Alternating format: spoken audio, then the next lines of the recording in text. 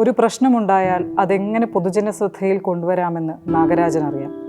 കോടതി ഉത്തരവും ഡെപ്യൂട്ടി ഡയറക്ടറുടെ കത്തും വായിച്ചിട്ട് അയാളൊന്നിരുത്തി മൂളി. അടങ്ങിയിരുന്നാൽ പറ്റില്ല. ഒരു തോൽവി കൊണ്ടൊന്നും മേലാളർ പിന്മാറുകയില്ല. പഴുതുകളുടെ മുകളിലാണല്ലോ അവരൊക്കെ അടയിരിക്കുന്നത്. പത്രക്കാരെ തന്നെ ആദ്യം കാണാം, യൂണിയൻ പിന്നെ അറിഞ്ഞോളും. ഇന്ത്യൻ ടെലിഗ്രാഫ് സർവീസിൽ ഒരു അസിസ്റ്റൻ്റായ ധനശ്രീ നാഗരാജൻ ഒരു ദുഷിച്ച പാരമ്പര്യം പിച്ചിക്കീറി ബ്യൂറോക്രസിയുടെ മുഖത്തെറിഞ്ഞിരിക്കുന്നു. ട്രൈബായ ധനശ്രീക്ക് വിദ്യാഭ്യാസ യോഗ്യതയുണ്ട്. പ്രമോഷൻ കിട്ടേണ്ട കാലം പണ്ടേ കഴിഞ്ഞു. യാതൊരു കാരണവുമില്ലെങ്കിലും ഒരു മേലധികാരി അവളുടെ പ്രമോഷൻ തടഞ്ഞു വെച്ചു. ധനശ്രീ പ്രസവിച്ചിട്ട് ദിവസങ്ങളേ ആയിട്ടുള്ളൂ.